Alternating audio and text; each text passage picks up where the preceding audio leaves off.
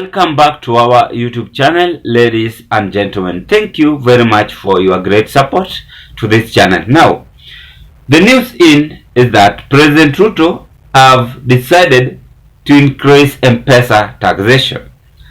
And I want to thank our media group for not sleeping. The bill, which is going to be read by President 13th June this month, the mpesa taxation have been included on that bill. Remember, on our previous analysis, when Ruto was speaking in United States of America, he proposed this mpesa taxation and even the internet. He said several things and I analyzed all those what he said. But now, the first one have been exposed. Now Ruto is now planning to deteriorate Kenyans and taxing Kenyans left, right and center.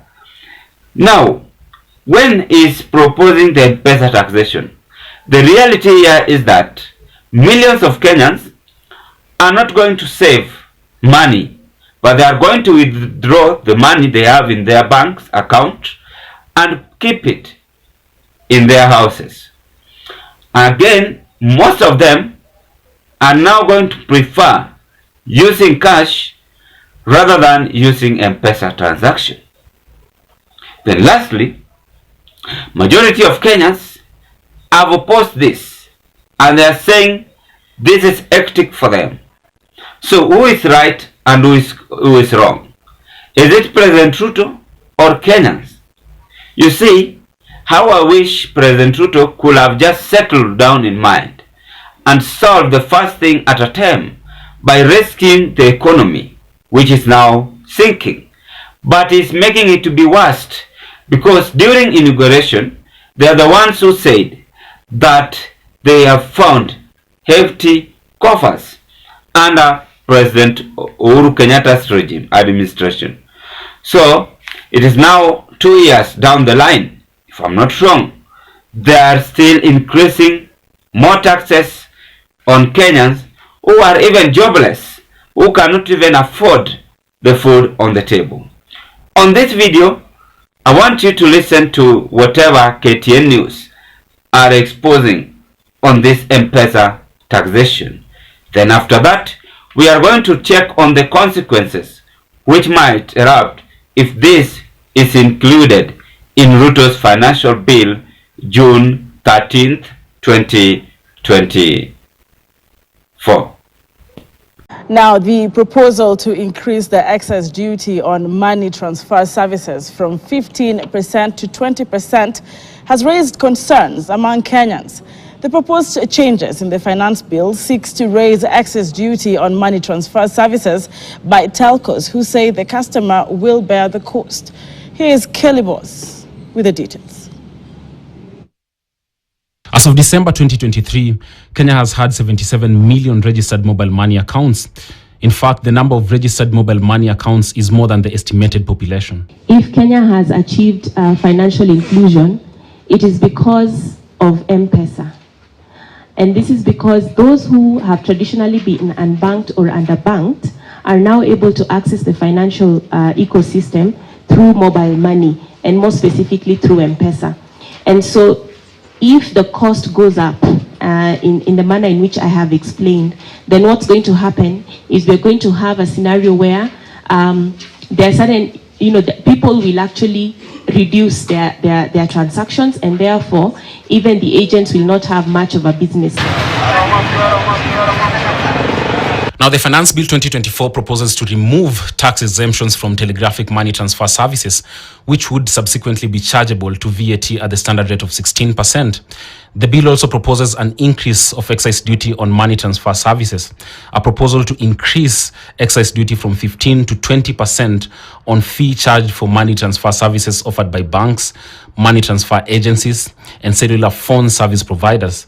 Nowadays, you need to log into eCitizen to even pay your taxes. Even with the introduction of e-teams, they also provided a platform on eCitizen where you can issue your invoice. As much as you're saying then that you need to issue e-teams invoices even through eCitizen, then you need to have access to to the platforms that allow you to access eCitizen, and data is one of the key items that you need to be able to access these services. So what we are saying is increasing the cost on internet and data services, then we'll have a ripple effect. With the additional VAT coming through, the commission expense to Safaricom, and Safaricom not being able to claim the input VAT because the product that is supported is exempt, it means that the person who will ultimately then bear the cost of this VAT will be you and I, the customers who use mpesa. What then this means is that for all Kenyans who use this product, and maybe I could just explain that we have about 33 million customers who are 90-day active mpesa customers, this will be an additional cost to them because that 16% will then have to be fed into the transaction fee. Now in 2007, M-Pesa launched. 1 month down the line, they had just under 20,000 subscribers. Fast forward that number to 2023, last year, March, 56 million subscribers with billions of transactions in trillion Kenyan shillings. But what does that say about the economy? It shows a lot of financial inclusion because no matter the amount of money you have, you can put it in your phone and keep it either. You've listened to the news, how they have now come out officially and informed you Kenyans on the M-Pesa taxation, which is now looming across the country after President Ruto had forced Kenyans to pay this. Before I carry on, ladies and gentlemen, if this might be your first time watching me at Down Kenya TV YouTube channel, just a quick reminder, kindly take a 1 second and click that notification bell and subscribe to our channel. In that next time when you upload to use that kind of a video, the video will automatically come to your YouTube platform. And to the members, I want to appreciate you so much for your great support. Please consider to like this video, share and give us your opinion at the comment section below. Let's proceed. Now, with me, according to my side, I'm saying this is just burdening Kenyans. And as now, Kenyans, there are some Kenyans in the truth of the matter is that they cannot even afford, I will keep on repeating, even afford 2 meals in a day. Maybe wewe unaweza, lakini kuna wenye hata hawajiwezi, they cannot even afford 2 meals in a day. For instance, if you visit places like Turkana, just take a visit. I normally like to use this area, Turkana area, because they are the ones suffering most, but the government is busy silence. They are busy and in fact just creating the job position among themselves. Again, what always hinders us is the leaders we are having from our constituencies, from our background.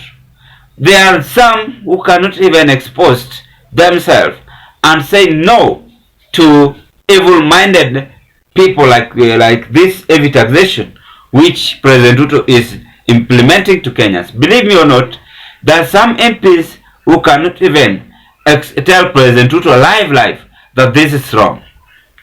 In fact, they are going to allow this to be passed. For them, they don't consider whether the people in the constituency are going to allow this, or they are just there reluctant.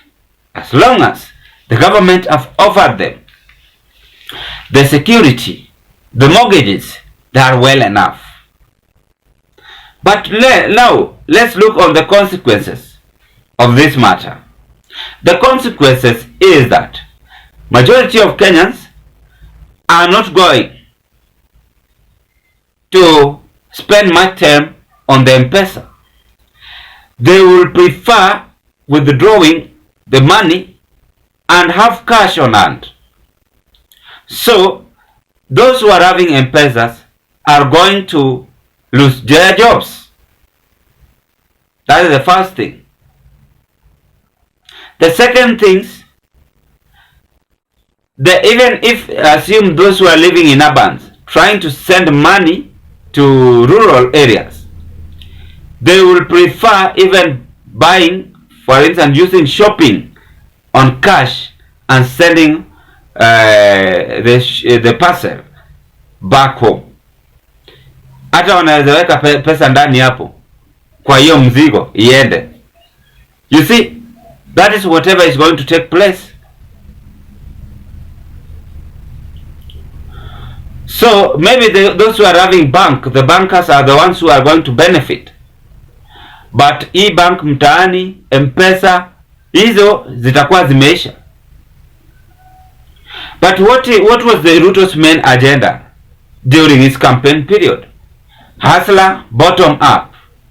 And when we say bottom up begins with places like with the business like mpesa. When you start mpesa, you believe one day it will grow to become bank. So this is just the government, I can say, humiliating Kenyans, making Kenyans to be distressed every now and then, as they are not even fulfilling the promises which they made to Kenyans. So when you increase taxes on various sectors across the country, the economy might end up sinking terribly, rather than you prefer checking on how you can restore the economy. Yes, Uhuru Kenyatta did his part. Uhuru Kenyatta made the economy to be on a bad situation. I agree with that if you said so. But what have you done for you to rescue that economy? What have you done? Si kila saa mnaamka asubuhi mnalazimisha Wakenya walipe madeni. Kesho tena tax ingine. Kesho tena ingine. So you are milking Kenyans left, right and center. You don't want any person to save. And Kenyans also believe when they save on mpesa or in mpesa, there is always interest from the M-Shwari, from the KCB, from I don't know which sectors of the banks. But they always gives interest. So let's say John have decided to save in mpesa, M-Shwari, to locked account. He is expecting the interest. He is not expecting tax, but he is expecting interest. While you, the interest of John, you are trying to deduct the interest of John. That is whatever you are now trying to tell us. This is a wrong move, and let's hope so that they are going to rectify this, or else they are the ones who will cry later that economy imefanya hivi. Saa hii Ruto angekuwa ameleta my investors invest, create job opportunity. Creating job opportunity, Kenyans are being paid, taxes are being done on time, then so on and so on. But saa hii they have turned it to be on a different story, increasing mpesa taxation. What can you say, ladies and gentlemen? That is the breaking news I am also having here with us. Drop your opinion at the comment section below. Bye bye, as we hope to meet on another political discussion.